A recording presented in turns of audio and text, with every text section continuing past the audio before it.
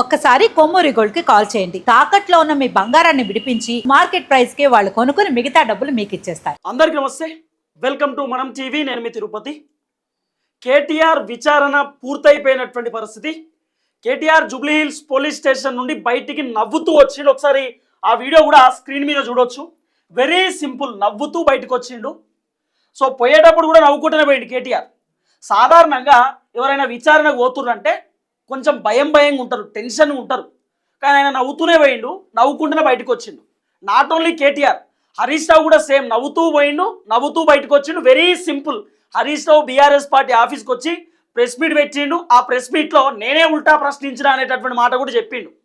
So KTR విచారణలో అసలు ఏం జరిగింది, మరి ఇప్పుడు రేవంత్ అన్న వీళ్ళని విచారణ పిలిచి ఏం సాధించిండు, మరి ఫోన్ ట్యాపింగ్లో కేటీఆర్ ఉన్నాడా, హరీష్ రావు ఉన్నాడా, అసలు ఫోన్ ట్యాపింగ్లో ఏం జరిగింది, ఎందుకు కేటీఆర్ని హరీష్ రావును టార్గెట్ చేయాల్సినటువంటి అవసరం వచ్చింది, నెక్స్ట్ ఫోన్ ట్యాపింగ్కి సంబంధించినటువంటి వ్యవహారంలో కేసీఆర్కి ఏమైనా నోటీస్ ఇచ్చేటటువంటి కార్యక్రమం చేస్తారా, నిజంగానే కాంగ్రెస్ పార్టీ లీడర్లు చెప్పినట్టు కేటీఆర్ హీరోయిన్ల ఫోన్లు ట్యాపింగ్ చేసిండా, హీరోయిన్ల నిజంగానే ఇబ్బంది పెట్టిండా, కేటీఆర్ అసలు ఫోన్ ట్యాపింగ్లో ఉన్నాడా లేడా. ఎందుకంటే ఈరోజు ప్రభాకర్ రావుతో కలిపి కేటీఆర్ను విచారణ చేసేటటువంటి కార్యక్రమం చేసిరు. కాబట్టి ఆ విచారణలో భాగంగా మరి ప్రభాకర్ రావు ఏం చెప్పి ఉండొచ్చు, కేటీఆర్ ఏం మాట్లాడి ఉండొచ్చు. కేటీఆర్ నిన్ననే ప్రెస్ మీట్లో చెప్పిండు, ఈరోజు కూడా చెప్పిండు, నేనే ఉల్టా సిట్ అధికారులను అడుగుతా ప్రశ్నలు, నేను అడిగే ప్రశ్నలకు సిట్ వాళ్ళు కూడా సమాధానం చెప్పాలి, ఇదంతా డైవర్షన్ పాలిటిక్స్ కావాలనే చేస్తున్నారు అని కూడా మాట్లాడే కార్యక్రమం చేసి. ఒకసారి కేటీఆర్ బీఆర్ఎస్ పార్టీ ఆఫీస్కి వచ్చినటువంటి ఆ వీడియో కూడా మీరు చాలా క్లియర్గా స్క్రీన్ మీద చూడొచ్చు. కేటీఆర్ వచ్చిండు, హరీష్ రావును హగ్ చేసుకున్నాడు. తర్వాత బీఆర్ఎస్ పార్టీకి సంబంధించినటువంటి లీడర్లు చాలా మంది ఇక కేటీఆర్కు అన్న అన్న అని చెప్పి చాలా మంది షేక్ హ్యాండ్లు ఇచ్చిర్రు. సో రకరకాల మాట్లాడే కార్యక్రమం చేసిర్రు. సో కేటీఆర్ బీఆర్ఎస్ పార్టీ ఆఫీస్కి వచ్చిన తర్వాత ఇప్పుడు ప్రెస్ మీట్ ఉండబోతుంది కేటీఆర్కి సంబంధించి. సో చాలా మంది లీడర్లు ఆ కేటీఆర్ కోసం జూబ్లీ హిల్స్ పోలీస్ స్టేషన్ ముందు ఎదురు చూసిర్రు. తర్వాత కేసీఆర్ హరీష్ రావుకు ఫోన్ చేసి మరి అక్కడ ఎవరు ఉండొద్దు, ఘర్షణ వాతావరణం వద్దు, అనవసరంగా ఇబ్బంది వద్దు, మీరు అందరూ బీఆర్ఎస్ పార్టీ ఆఫీస్లోనే ఉండమని చెప్పిరట. ఆఖరికి పోలీసులు బీఆర్ఎస్ ఆఫీస్కి తాళం వేసారు, కార్యకర్తలు బయటికి రాకుండా, బయటకు వస్తే ఘర్షణ అవుతుంది, ఆగమాగం అవుతుంది, ట్రాఫిక్ జామ్ అవుతుంది అని చెప్పి తర్వాత జూబ్లీ హిల్స్ పోలీస్ స్టేషన్ ముందు కూడా పెద్ద ఎత్తున లీడర్లను ఉండకుండా వేసారు. ఇక్కడ ఉంటే 144 సెక్షన్ ల్యాండ్ ఆర్డర్ ఇష్యూ అవుతుంది, ఇక్కడ ఉంటే లాఠీ చార్జ్ చేయాల్సిన పరిస్థితి వస్తుంది, వెళ్ళిపోండి అని చెప్పి పోలీసులు ఎల్లగొట్టేటటువంటి కార్యక్రమం చేస్తారు. సో మొత్తానికైతే కేటీఆర్కి సంబంధించినటువంటి విచారణ పూర్తయిపోయినటువంటి పరిస్థితి. సో మరి హరీష్ రావును విచారణకు పిలిచిరు, ఏం తేల్చిరో తెలియదు, కేటీఆర్ని విచారణకు పిలిచిరు, ఏం తేల్చబోతురో తెలియదు. ఇక రేపో మాపో కేసీఆర్కు నోటీస్ ఇవ్వబోతురనే చర్చ కూడా వస్తున్నది. దాదాపు ఫోన్ ట్యాపింగ్ అని చెప్పి 2 సంవత్సరాలు అవుతుంది. ఈ ఫోన్ ట్యాపింగ్ కార్తీక దీపం సీరియల్ గురించి చెప్పిండు కేటీఆర్. కార్తీక దీపం సీరియల్ ఎట్లయితే నడుస్తుందో ఫోన్ ట్యాపింగ్ కూడా అట్లనే నడుస్తున్నది, అయితలేదు అని చెప్పి కేటీఆర్ మాట్లాడే కార్యక్రమం చేసిన. ఒకసారి బ్రీఫ్గా ఈ అంశం గురించి మాట్లాడదాం. నాతో పాటు సీనియర్ జర్నలిస్ట్ పొలిటికల్ ఎడిటర్ కటా కార్తీకన్ ఉన్నారు, కార్తీకన్తో డిస్కస్ చేద్దాం. కార్తీకన్ నమస్తే. మొత్తానికి కేటీఆర్ విచారణ పూర్తయిపోయింది, హరీష్ రావుని విచారణకు పిలిచిరు, హరీష్ రావు విచారణ కూడా కంప్లీట్ అయిపోయింది. రేపో మాపో కేసీఆర్కు నోటీస్ వచ్చే అవకాశం ఉందనేది కొంత వినబడుతున్న చర్చ. ఇప్పుడు రేవంత్ అన్న దావోస్ పోయిండు. రేవంత్ అన్న దావోస్ పోయినప్పుడే ఈ విచారణ ఏంది, మొన్న రీసెంట్గా గుర్తుండే ఉంటుంది, మీ ప్రభుత్వం కంటే మా ప్రభుత్వమే గొప్పది, ప్రజలు కూడా మాదే అద్భుతం అంటున్నారు, దమ్ముంటే చర్చకు రండి అని రేవంత్ అన్న సవాల్ విసిరిండు. కేటీఆర్ సవాల్ స్వీకరించిండు. సోమాజ్ కూడా ప్రెస్ క్లబ్ పోయినప్పుడు రేవంత్ అన్న ఢిల్లీకి పోయిండు. ఢిల్లీకి పోయినప్పుడు మరి నువ్వు ఢిల్లీకి ఎందుకు పోయినావు, ఇక పక్కన కుర్చీ పెడుతున్నావు, వచ్చి కూర్చో అంటే, నేను ఢిల్లీకి పోయినప్పుడు నువ్వు చర్చ పెట్టినావు, నువ్వు భయపడ్డావు అని చెప్పి ఆ రోజు మాట్లాడారు.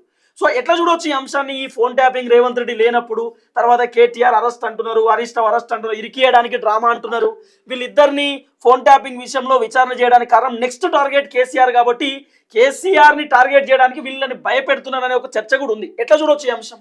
సహజంగా హరీష్ రావును విచారణ పిలిచిన, కేటీఆర్ని విచారణ పిలిచిన మన వాళ్ళు ఏంటంటే కొద్దిగా అరెస్ట్ అని పెట్టేస్తారు, చాలా ఈజీగా చెప్పేస్తారు అరెస్ట్ అని చెప్పి. అవును, నేను డే 1 అని చెప్తున్నాను. ఇప్పటి వరకు నిందితుల లిస్టులో హరీష్ రావు పేరు లేదు, కేటీఆర్ పేరు లేదు. నిందితుల లిస్టులో లేకుండా అరెస్ట్ చేయటం ఉండదు జనరల్గా అయితే. ఇప్పుడు వాళ్ళని అరెస్ట్ చేయాలంటే ఒకటి నిందితుల లిస్టులో వాళ్ళని చేరుస్తున్నట్టు ఒక మెమో దాఖలు చేసి ఆల్టర్ చేసి, ఇప్పుడు నిందితుల లిస్టును ఆల్టర్ చేసి హరీష్ రావు పేరు కేటీఆర్ పేరు దాంట్లో చేర్చి వాళ్ళని అరెస్ట్ చూపించారు. అది కొద్దిగా ప్రాసెసింగ్ కాబట్టి ఆ మేరకు వెళ్ళకపోవచ్చు, అరెస్ట్ దాకా వెళ్ళకపోవచ్చు అని డే 1 నుంచి చెప్తున్నాను. సరే ఇది పక్కన పెట్టేద్దాం, రాజకీయ స్టేట్మెంట్ అరెస్టులు ఈ గోళ పక్కన పెట్టేద్దాం. విచారణ స్టార్ట్ అయ్యి 21 నెలలు అవుతుంది. 2024లో స్టార్ట్ అయింది. అంటే కాంగ్రెస్ ప్రభుత్వం 2023లో డిసెంబర్లో అధికారంలోకి వస్తే, అధికారంలోకి వచ్చినటువంటి 3-4 నెలల్లోనే ఫోన్ ట్యాపింగ్ విచారణ స్టార్ట్ చేశారు. కాంగ్రెస్ ప్రభుత్వం ప్రెస్టేజ్ గా తీసుకున్న ఏదైనా కేసు ఉందంటే అది ఫోన్ ట్యాపింగ్ కేసు. ఓకే. మరి 21 నెలల్లో సాధించిన పురోగతి ఏంది అంటే రాధాకిషన్ రావు అరెస్ట్ అనొచ్చు, ప్రభాకర్ రావు అరెస్ట్ అనొచ్చు, లేదా భుజంగరావు అరెస్ట్ అనొచ్చు, తిరుపతి అన్న అరెస్ట్ అనొచ్చు. అంటే ఈ అధికారుల అరెస్టు తప్ప, ఈ అధికారుల విచారం తప్ప ఇంతవరకు పెద్ద తలకాయల వరకు కేసు వెళ్ళలేదు. ఈ విమర్శ రేవంత్ రెడ్డి ప్రభుత్వం మీద పెద్ద ఎత్తున ఉంది. అంటే ఈ కేసే కాదు, ఏ కేసైనా. ఇప్పుడు ఈ ఫార్ములా కార్ రేసింగ్ ఒక దశ వరకు వచ్చింది, అది ఒకటైనా కేటీఆర్ అరెస్ట్ అని పెద్ద ఎత్తున పుక్కాలు పుట్టించారు. అయిందా? కాలేదు. కాళేశ్వరం విచారణ కేసీఆర్ అరెస్ట్ అన్నారు ఏకంగా, అయిందా? కాలేదు. సో ఇప్పుడు ఈ ఫోన్ ట్యాపింగ్ ఇందాక నువ్వు చెప్పినట్టు సీరియల్ ఎపిసోడ్ లాగా కొనసాగుతూ పోతా ఉంది. ఇక్కడ కూడా హరీష్ రావు అరెస్ట్ అని, కేటీఆర్ అరెస్ట్ అని లీకులు చేయడం తప్ప రియాలిటీలో అరెస్ట్ చేసే పరిస్థితి కనపడుతుందంటే కనపడటం లేదు. మనకు రియాలిటీ మనం మాట్లాడుకుంటే ఇంకోటి కూడా ఇక్కడ మనం ఇంక తెలుసుకోవాల్సింది, మాట్లాడుకోవాల్సింది ఏంటి అంటే, ఇప్పుడు ఫోన్ ట్యాపింగ్ చేశారు. ఫోన్ ట్యాపింగ్ చేసింది ఎవరు? ఫోన్ ట్యాపింగ్ చేశారని ఆలోచించారు. స్వయంగా రేవంత్ రెడ్డి గారి కుటుంబ సభ్యుల ఫోన్ ట్యాప్ చేశారండి. సరే, హీరోల ఫోన్లు, హీరోయిన్ల ఫోన్లు అవన్నీ మనం వదిలేద్దాం, అవన్నీ వదిలేద్దాం. ఇప్పుడు రేవంత్ రెడ్డి గారి కుటుంబ సభ్యుల ఫోన్ ట్యాప్ చేశారు అన్నది రేవంత్ రెడ్డి గారు స్వయంగా చేసిన ఆరోపణ, కాంగ్రెస్ నాయకులు చేసిన ఆరోపణ. మరి ఎంత ప్రెస్టేజ్ గా ఉండాలి? ఏది ప్రజల ముందు ఆధారాలు పెట్టే. మరి ఇక సినిమా సెలబ్రిటీలు అంటారా, ఏ ఒక్కళ్ళు కూడా బయటకు వచ్చి మా ఫోన్ ట్యాప్ అయింది, మేము వేధింపులకు గురాయమని చెప్పింది లేదే. అంటే ఎక్కడో ఈ కేసులన్నీ ముందుకు తీసుకెళ్ళటం, రాజీ పట్టడం జరుగుతుందా, ఏదో ఫేక్ కేసులు పెట్టి కక్ష సాధిస్తున్నారా? ఈ రెండింటి ఏదో ఒకటి చెప్పాలిగా. అంటే కేసులు ఎందుకు ముందుకు పోవట్లేదన్నా చెప్పాలి, అంటే రాజీ పడుతున్నారా అనేది, లేదు కేవలం కక్షాదింపుల కోసం పెడుతున్నారా అనేది అన్న చెప్పాలి. ఈ ఒక్క కేసు కాదు, ఏ కేసు అయినా అంతే. ఒక దశ వరకు వెళుతుంది, ఆ దశ తర్వాత ఆగిపోతుంది, ముందుకు పోవట్లే. అంటే వీళ్ళిద్దరి మధ్య, అంటే బీఆర్ఎస్ కి కాంగ్రెస్ మధ్య రాజీ కుదురుతుందా, అందుకే కేసులు ముందుకు పోవట్లేదా? అంటే ఏంది ఇప్పుడు ఈ విచారణకు పిలవడం వల్ల రేవంత్ అన్నకు వచ్చినటువంటి లాభం ఏంది? ఏం లేదు, వేరే కొంచెం భయపెట్టే ప్రయత్నం చేయడం, బెదిరించే ప్రయత్నం చేయడం. లేదు అంటే ఇగో కేసీఆర్ ను, కేటీఆర్ ను, హరీష్ రావును తప్పులు చేసి ఇన్ని ఆరోపణలు చేశారు కదా, మరి విచారం చేయకపోతే మళ్ళీ రేపు తెలంగాణ సమాజం అడిగింది కదా, కనీసం విచారం చేయవా అని చెప్పేసి. ఫోన్ ట్యాపింగ్ కేసు అంటే స్వయంగా నీ ఫోన్ ట్యాప్ అయిందనో, నీ కుటుంబ సభ్యులు ఫోన్ ట్యాప్ అయిందనో ఏదంటారుగా, కనీసం విచారణ చేయాలి. ఒక ఈవెంట్ మేనేజ్మెంట్ చేసే ప్రయత్నంలో ఉన్నారా అనేది ఇక్కడ మనం మాట్లాడుకోవాలి. ఇక ఈవెంట్ మేనేజ్మెంట్ నడుస్తుందా, విచారణ నడుస్తుందా? అంటే రేపటి రోజు తెలంగాణ ప్రజలు ఒకవేళ మీరు కేసీఆర్ అరాచకం చేసిండు, కేసీఆర్ ఏదో అవినీతి చేసిండు, కేటీఆర్ అవినీతి చేసిండు అన్నప్పుడు, లేదు అవినీతి చేస్తే విచారణ చేసినాం కదా ఆల్రెడీ, విచారణ చేసినాం, కాకపోతే అరెస్టులు అంటారా, మనం వాళ్ళ మీద కక్షాదింపు వ్యవహారం చేయం కాబట్టి వాళ్ళ మానాన్ని వాళ్ళే పోతారు, అన్ని దేవుడికి వదిలేస్తున్నా అని చెప్పుకోవడానికి ఒకటి ఉంటదిగా. విచారం చేసినాం, ప్రజల ముందు పెట్టినాం, ప్రజలను తెలుసుకోమంటున్నాం. ఇక అరెస్టులు, జైళ్ళు అంటారా, ఇదో మొన్న ఏదో చెప్పారు కదా, ఏదో జైల్లో పెడితే ఫుడ్ బొక్క, ఇదేదో చెప్పారు కదా. కాబట్టి అవన్నీ మళ్ళా ఆల్రెడీ ఇంటి ఇస్తున్నాడు. అంటే రేవంత్ రెడ్డి వర్షన్ ఆల్రెడీ అనుభవిస్తున్నారు కదా, అధికారం పోయింది అనుభవిస్తున్నారు. ఎందుకు ఇక వాళ్ళకి తెలిసిన తప్పులా మీ ముందు పెడుతున్నాను, ప్రజల ముందు విచారం చేశాను, పెట్టాను అనేది ఏదో చెప్పుకోవడానికి ఈ విచారణలా అనేది చూడాల్సిన అవసరం. ఈ రోజు ఏం జరిగింది అంటే 21 నెలల విచారణలో కనీసం కేటీఆర్ తప్పు చేసి ఉంటే నిందితుల లిస్టులో ఎందుకు లేడు, అక్యూజ్డ్ గా ఎందుకు లేరు, హరీష్ రావు అక్యూజ్డ్ గా ఎందుకు లేరు, కేసీఆర్ అక్యూజ్డ్ గా ఎందుకు లేరు? ఇప్పుడు ప్రభాకర్ రావు అయినా, రాధాకిషన్ రావు అయినా ఎవరు ఆదేశిస్తే తప్పు చేస్తారు? ఇప్పుడు రేవంత్ రెడ్డి ఫోన్ ట్యాప్ చేయాల్సిన అవసరం ప్రభాకర్ రావుకి, రాధాకిషన్ రావుకి ఉంటుందా? కేసీఆర్ కు, కేటీఆర్ కు, హరీష్ రావుకు ఉంటుందా? ఎవరికి ఉంటది? ఇప్పుడు ఏదో కవిత గారు ఇంకోటి కూడా లాజిక్ దీంట్లో, నిజంగానే కేటీఆర్, కేసీఆర్, హరీష్ రావు ఫోన్ ట్యాపింగ్ చేయమని చెప్పి అధికారులకు చెప్పుంటే అధికారులు అయితే జైలుకు పోవాలని ఉండదు కదా. రాధాకృష్ణరావుకైనా, తిరుపతి అన్నకైనా, భుజంగరావుకైనా, ప్రభాకర్ రావుకైనా మేము పోయి జైల్లో కూర్చోవాలనే కర్మ వాళ్ళకెందుకు? కేసీఆర్ చేయమన్నాడు సార్ అంటే అయిపోయా, కేటీఆర్ చేయమన్నాడు అయిపోయి, ఎక్కడ ఎందుకు చెప్పలేకపోయారు వాళ్ళు? అంటే చెప్పించలేకపోయారా? చెప్పినా వినపడకుండా రాజీ పడుతున్నారు. అసలు చెప్పలేదా? ఏదో ఒకటి అంటే ఏదో కన్ఫ్యూజింగ్ మిస్సింగ్ అవుతుంది, ప్రజల ముందు ఏదో మిస్సింగ్ అవుతుంది. అంటే ఏదో ఇప్పుడు నేను అడుగుతున్నాను, విచారణ పిలుస్తున్నారు అన్నంతో సంతోషిద్దామా? నిందితుల లిస్టులో కూడా ఎందుకు లేరు అని ప్రశ్నిద్దామా? అసలు 21 ఇప్పుడేగా విచారణ స్టార్ట్ అయింది, అప్పుడు ఎంత అంటే వేరు. కానీ అలా కాదు, విచారణ స్టార్ట్ 21 నెలలు అవుతుంది.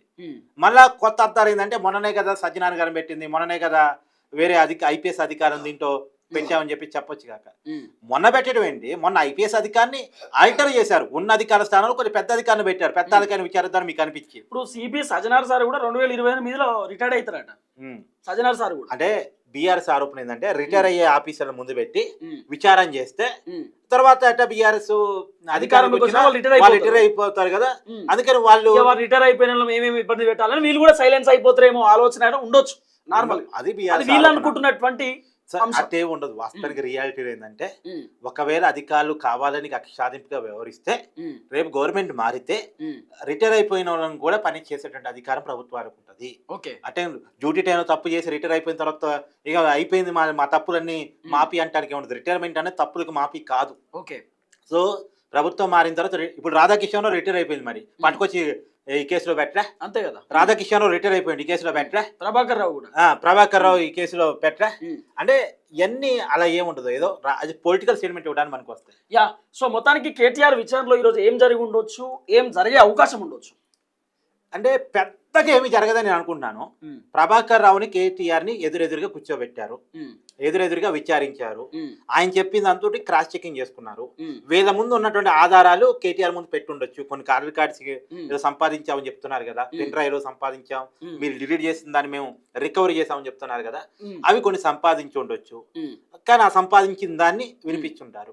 కానీ ఏమవుతుందంటే తిరుపతి రియాలిటీలో ఏమవుతుందంటే అంతిమంగా బాధితుల స్టేట్మెంట్ ఉండాలి. నన్ను ఫోన్ ట్యాపింగ్ చేసి వేధించారు అని ఎవరైనా చెప్పగలగాలి. ఆ చెప్పేవాళ్ళు రాజకీయ నాయకులు అనుకో, కాంగ్రెస్ సంబంధించిన నాయకులు అనుకో, ప్రజలు ఏమనుకుంటారు, కావాలని కక్ష సాధింపుగా పెట్టారనుకుంటారు. లేదు ఎవరన్నా పెద్ద సెలబ్రిటీలో పారిశ్రామికతలో వచ్చి మమ్మల్ని కేటీఆర్ ఫోన్ ట్యాప్ చేసి వేధించాడు అని చెప్పారనుకో, రియాలిటీ ప్రజల ముందు పెట్టగలిగారనుకో, రేపు వీళ్ళు అరెస్ట్ అయినా సింపతి రాదు. లేకపోతే వీళ్ళని అరెస్ట్ చేశారనుకో కావాలని, ఇది ఖచ్చితంగా సానుభూతిగా వాళ్ళకి మారేటువంటి అవకాశం. సిట్ అధికారులు కేటీఆర్ ఏం అడుగుండొచ్చు అన్న నార్మల్ గా, అంటే మీకు చాలా అనుభవం ఉంది కదా ఈ జర్నలిజంలో, అంటే నార్మల్ గా ఏం అడుగుండొచ్చు? హరీష్ రావు అయినా కేటీఆర్ అయినా ఏం క్వశ్చన్స్ అడగొచ్చు? ప్రధానంగా హరీష్ రావు అయితే మనకున్న సమాచారం మేరకు ఉప ఎన్నికల సమయంలో దుబ్బాక బై ఎలక్షన్ విషయంలో రఘునందన్ ఫోన్ ట్యాప్ చేశారట. ఎందుకు ట్యాప్ చేశారు? మీరే అధికారులకి ఫోన్ చేశారా? మీరు వాట్సాప్ కాల్ ద్వారా అధికారులతో టచ్ లో ఉన్నారట, మీరు ఎందుకు వాట్సాప్ కాల్ ఎక్కువ మాట్లాడతారు? ప్రభాకర్ రావుకి ఎన్నిసార్లు ఎందుకు కాల్ చేశారు?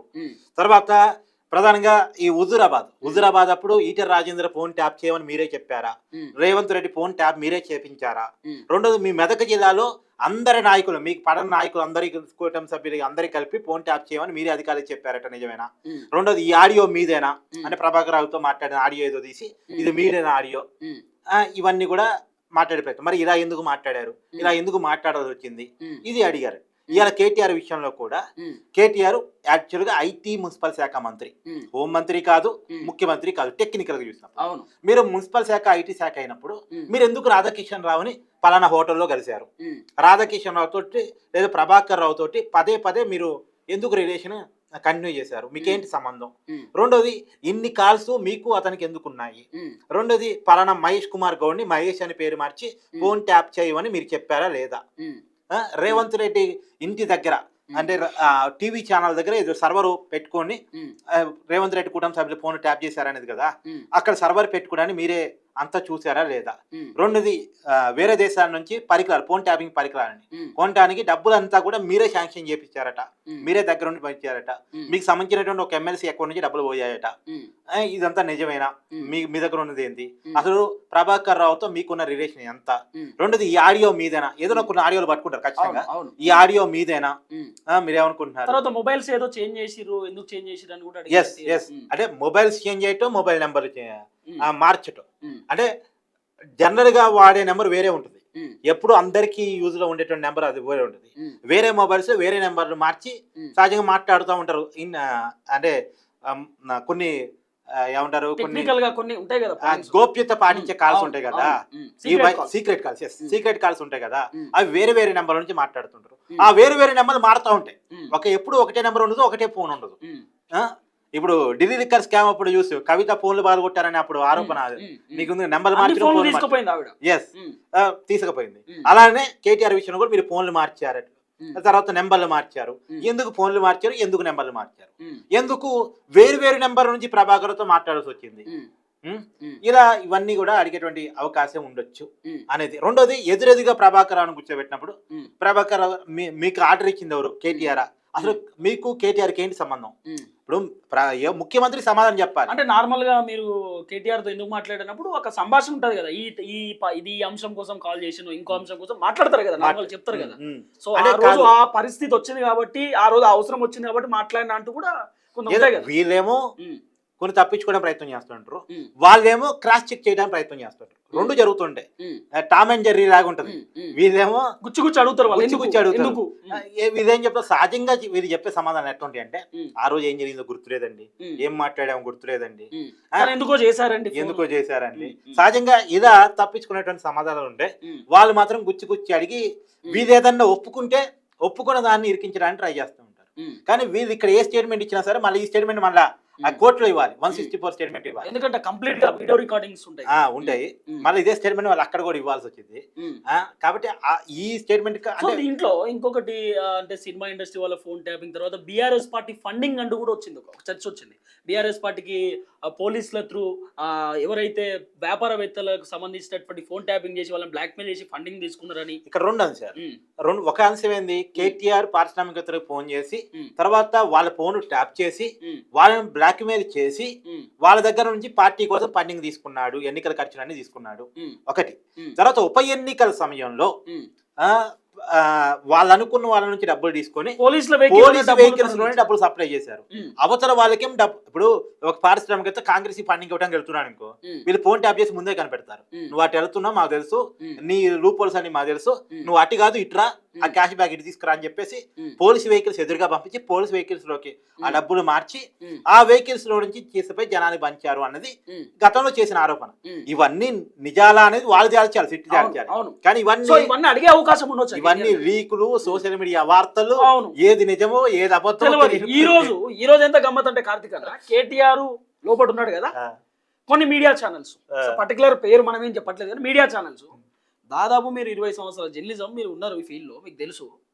ఇక కొన్ని మీడియా ఛానల్ అయితే కేటీఆర్ చెమటలు పడుతున్నాయి, కేటీఆర్ తడబడుతున్నాడు, కేటీఆర్ కు సిట్టాధికారులు చుక్కలు చూపెడుతుర్రు, కేటీఆర్ ఏం మాట్లాడాలో అర్థమైతలేదు, ప్రశ్నల వర్షం అని చెప్పి అంటే రకరకాల ఇవన్నీ కూడా కావాలనే కదా.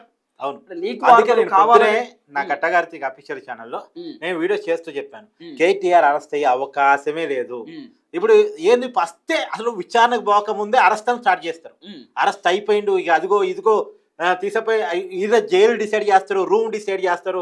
ఏదో అప్పట్లో కాంగ్రెస్ నాయకులు ఒక ప్రెస్ మీట్ పెట్టి మాట్లాడేవాళ్ళు, గజ్జలకాంతం పలానా హోటల్ రూమ్ లో గజ్జలకాంతం అని కాంగ్రెస్ పార్టీ లీడరు కేటీఆర్ ఒక హీరోయిన్ ని పార్కాయత్ హోటల్ రూమ్ నెంబర్ 820 తీసుకోపోయి ఆమెను ఇబ్బంది పెట్టి ఆ వీడియో నా దగ్గర ఉన్నాయి అంటాడు. మరి ఆధారం ఉంటే పోలీసులకి ఇస్తే ఆ వీడియో గజలకాంతం దగ్గర ఉన్నప్పుడు కేటీఆర్ ని విచారణ చేసాడు ఎందుకు? ఆ వీడియోలు సిట్టాధికారులకు ఇస్తే సిట్టాధికారుల కేటీఆర్ క్రాస్ ఎగ్జామినేషన్ చెక్ చేస్తారు కదా, నువ్వు ఆ హీరోని ఎందుకు ఇబ్బంది పెట్టామని చెప్తారు కదా. ఇంకోటి ఏంటంటే నిజంగా ఇబ్బంది పెట్టారని చెప్పాల్సింది ఎవరు? విక్టిమ్.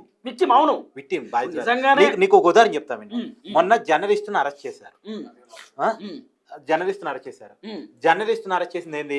ఒక మంత్రికి ఒక ఐఏఎస్ అధికారికి లింక్ పెడుతూ వార్తలు రాశారని జర్నలిస్ట్ అరెస్ట్ చేశారు. వాళ్ళకి రిమాండ్ ని కోర్టు క్యాన్సిల్ చేసింది. ఎందుకు క్యాన్సిల్ చేసింది? విక్టిమ్ స్టేట్మెంట్ లేదు. ఆ వార్త ప్లే చేసింది నిజమే, కాదనేది లేదు. ఆ వార్త ప్లే చేయటం తప్పే, వార్త ప్లే చేసింది నిజమే, ఆ వార్త ప్లే చేయటం తప్పే. ఆ తప్పు మీద పోలీసులు కేసు పెట్టడం కరెక్టే, కానీ పోలీసులు పెట్టినటువంటి రిమాండ్ ని కోర్టు కొట్టేసింది. కారణం ఏంటంటే వీళ్ళు ఎంత కరెక్ట్ అయినా వాళ్ళు ఎంత తప్పైనా విక్టిమ్ స్టేట్మెంట్ లేదు. Victim statement always important. ఇక్కడ విక్టిమ్ ఎవరు, ఇది మెయిన్ పాయింట్. విక్టిమ్ లేకుండా ఇప్పటి వరకు నిందితుల లిస్టులో ఎందుకని ఆ కేటీఆర్ ని హరీష్ రావుని చేర్చలేదంటే, మమ్మల్ని హరీష్ రావు ఇబ్బంది పెట్టాడు, లేదు కేటీఆర్ ఇబ్బంది పెట్టాడు అని చెప్పిన విక్టిమ్ ఎవరు? అవును, అది లేకుండా సాధ్యం కాదు కదా. ఇప్పటిదాకా కేటీఆర్ హీరోయిన్ ఇబ్బంది పెట్టిండు అట్లా ఇట్లా చాలా మంది మాట్లాడారు, కానీ ఒక్క హీరోయిన్ బయటకు వచ్చి మరి కేటీఆర్ ఒక హీరో కానీ వ్యాపారవేత్త గానీ ఎవరైనా బయటకు వచ్చి ఓపెన్ గా స్టేట్మెంట్ ఇచ్చారా? ఇయలే, అది చూడాలి. అయితే అది లేకుండా కేసు నిలబట్టం అంటే, ఇప్పుడు కాంగ్రెస్ నాయకులు కుటుంబాన్ని ఇబ్బంది పెట్టాడనో, కాంగ్రెస్ నాయకుడిని ఇబ్బంది పెట్టాడో వీళ్ళు స్టేట్మెంట్ ఇవ్వడం ద్వారా ఇది పొలిటికల్ కేసుగా మారిపోయిందే తప్ప, ఇది పొలిటికల్ కక్ష సాధింపుగా ప్రజలకి ముందు ఎస్టాబ్లిష్ అయితే తప్ప, వీళ్ళు చేసిన ఆరోపణలు చాలా పెద్దవి. చివరికి ఏదో కాంగ్రెస్ నాయకుడిని ఇబ్బంది పెట్టారన్న కాడ కేసు ఆగిపోయింది. కాబట్టి ఈ కేసు ఇలా ఆగకూడదంటే ఎవరన్నా విక్టిమ్ వచ్చి చెప్పాలి. విక్టిమ్ రాకుండా ఉందంటే ఈ కేసు నిలబడేది కాదు. ఒకవేళ నిలబెట్టినా సరే వాళ్ళకే సానుభూతిగా మారింది కేటీఆర్. సో ఓవరాల్ గా కేటీఆర్ రేవంత్ అన్నను ఈ రోజు మంచిగానే ప్రెస్ మీట్ లో అరుచుకునేటటువంటి అవకాశం కూడా ఉండొచ్చు. ఖచ్చితంగా పొద్దునే ఛాలెంజ్ విసురుకుంటూ పోయారు, అవును. మళ్ళా వచ్చి ఛాలెంజ్ విసురుతారు. కానీ ఒక విషయం వాస్తవం కార్తిక్ అన్న, అంటే సరే కేటీఆర్ ఫోన్ ట్యాపింగ్ చేసినా లేదా రేపు బయటకు వస్తుంది, మరి ఏం ఆధారం లేదే లీడర్లు హీరోయిన్ ఇబ్బంది పెట్టిండు, క్యారెక్టర్ అసోసియేషన్ చేయడం ఇది కొంత ఇబ్బందికరమే కదా ఏ రాజకీయ నాయకుడికైనా. వాస్తవం ఏంటంటే నేను ఒక విషయం చెప్తాను. మొన్న ఒక మంత్రికి ఐఏఎస్ అధికారికి లింక్ పెడుతూ వార్త రాశారు. అవును. ఆ వార్తను ఇందాక కూడా నేను తప్పే అన్నాను, అవును. ఇప్పుడు కూడా తప్పే అంటే. అవును. ఆ మంత్రి గారికి మానసిక వేదన వచ్చింది. అవును. లేదు ప్రభుత్వానికి మానసిక వేదన వచ్చింది. అవును. ఉన్న పలానా సిట్టు పెట్టారు, జర్నలిస్టుని ఇమీడియట్లీ అరెస్ట్ చేశారు. మరి ఆ మానసిక వేదన యువతల వారికి రాదా? కేటీఆర్ కూడా బాగా ఎమోషన్ అయింది అన్న పొద్దున. ఉంటది కదా ఖచ్చితంగా. 2 సంవత్సరాల నుండి ఆయన ఇబ్బంది పెడుతుంది. ఇప్పుడు ఒక విషయం, నైట్ కు నైట్ సిట్ చేశారు, నైట్ కు నైట్ జర్నలిస్ట్ అరెస్ట్ చేశారు. మరి ఎందుకు నిజంగా తప్పు చేస్తుంటే కేటీఆర్ ని హరీష్ రావుని నైట్ కు నైట్ అరెస్ట్ చేయలేదు? ఇంట్లో 21 నెలల మరి నిజంగా తప్పు చేసి ఉండుంటే, నిజంగా తప్పు చేసి ఉంటే ఇప్పుడు కవిత వాళ్ళ లైన్ లో లేదు, కవిత ఫోన్ ట్యాప్ చేసి ఉంటే ఆమె రెడీ టు గివ్ స్టేట్మెంట్, నా ఫోన్ ట్యాప్ చేశారు అని చెప్పేసి. ఒకవేళ ఉంటే ఆధారాలు కనుక ఉంటే కవిత ఫోన్ ట్యాప్ చేశారని కవిత చెప్పడానికి రెడీగా ఉంది కదా, మరి తీసపోయి అరెస్ట్ చేయొచ్చు కదా ఆధారాలు ఉంటే. ఏదో అంటే ఈ కేసులన్నీ కూడా ముందుకు తీసుకెళ్లి రాజీ కుదుర్చుకోవడానికి ఉపయోగపడుతున్నాయి అన్న కాడ పాయింట్ ఉంది. మళ్ళీ ఇప్పుడు కేటీఆర్ క్యారెక్టర్ అసోసియేషన్ చేయడానికి కారణం ఏమేమి ఉండొచ్చు అంటే బ్యాక్ చేయడానికా లేకపోతే అంతేగా. సహజంగా ఇక్కడ ఒక క్యారెక్టర్ అసోసియేషన్ ఎందుకు చేస్తారు అంటే క్యారెక్టర్ ని బ్యాక్ చేయడానికి. అంటే ఇప్పుడు రేవంత్ రెడ్డికి రాజకీయ ప్రత్యర్థి ఎవరు? కేసీఆర్ అయినప్పటికీ కూడా కేసీఆర్ కొంత యాక్టివ్ పాలిటిక్స్ లో లేరు. అవును. రేవంత్ రెడ్డికి రియల్ టైమ్ లో ప్రత్యర్థి కేటీఆర్, ఫ్యూచర్ లో కూడా. So KTR KTR political life ను పాడు చేయాలంటే కేటీఆర్ వ్యక్తిత్వాన్ని హననం చేయాలి, కేటీఆర్ పర్సనాలిటీని హననం చేయాలి. ఇది కూడా సహజంగా రేవంత్ రెడ్డి గారు లేదంటే వాళ్ళ ప్రభుత్వానికి సంబంధించి కాంగ్రెస్ పార్టీకి సంబంధించి ఒక టార్గెట్ అయి ఉండొచ్చు. అందుకే ఇలాంటి లీకుల ద్వారా ప్రచారం చేపించి ఉండొచ్చు. ఒకవేళ ఇక్కడ నేను 2 చెప్తా, ఒకటి నిజమైతే నిరూపించండి, అబద్ధం అయితే తప్పు కదా, మరి అలా చేయకూడదు కదా. మీకు ఎలా మానసిక వేదన గురైందో అతను కూడా మానసిక వేదన గురైంది, అంతే కదా, 100% కదా. So thank you so much Karthik అన్న. కేటీఆర్ ప్రెస్ మీట్ కూడా స్టార్ట్ అయింది. కేటీఆర్ గారు రేవంత్ అన్నను గట్టిగానే అరుచుకునే కార్యక్రమం చేస్తాడు ఇవాళ, ఎందుకంటే చాలా అద్భుతంగా అరుచుకుంటాడు. కానీ తెలంగాణ పాలిటిక్స్ లో ఎప్పుడూ లేని హీటు మాటలు 2-3 రోజులు ఈ మాటల యుద్ధము, ఈ కాంగ్రెస్ అధికారంలోకి వచ్చినాక యుద్ధాలే అవుతున్నాయి మాటలకు. సో చూద్దాం ఏం జరగబోతుందో. ఇది కార్తిక్ అన్నతో స్పెషల్ చిట్ చాట్ చూద్దాం. అందరికీ నమస్తే, థ్యాంక్ యూ సో మచ్, జై తెలంగాణ.